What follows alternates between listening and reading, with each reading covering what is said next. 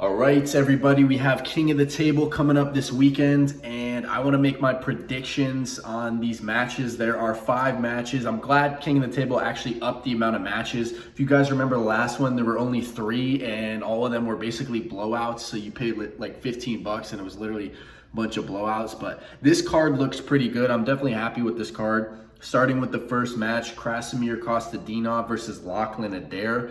I think that could be a really good match. I imagine both these guys are going to go into the hook, and it's probably going to be a war.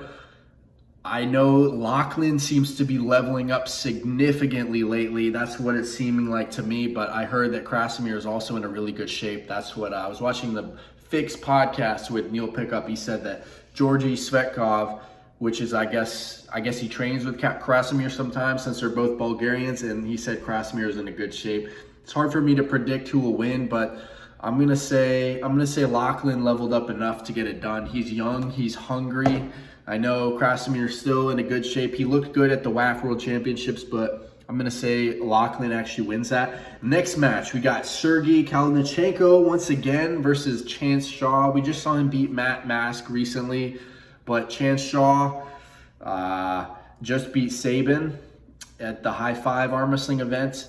I'm going to go with Sergey to win that match. He looks to be in a good shape, but I wouldn't be too surprised if Chance won either, to be honest. It's kind of hard for me to predict. All these matches on this card seem pretty close, except for the main event. I think the main event is not going to be as close as some of the other ones. At least that's my prediction. We'll get to that in a second. There's still 2 other matches to talk about. Lars Rohrbacken from Norway versus Matti Warangi Hedda-Morris from New Zealand. Rohrbacken, known for that press. He's been out of the game for a while. He just posts videos of him like climbing mountains in Norway. The guy seems like an outdoorsman, pretty badass. He's like climbing with his dogs and stuff. You can find on his Instagram, but he looks a lot leaner than he used to be. Matti Warangi, known for that top roll. So this is gonna be a top roll versus a press matchup. I think Matti Warangi has been competing more frequently recently, so I think he'll win. Again, all these matches are best of 6. So as far as the match, I'll just say 4-0. Who knows if they'll go the full 6, but I think Matti Warangi will win that one. And then the co-main event, Matt Mask versus Ron Bath. We haven't seen Ron Bath in a little while. I believe he had an injury.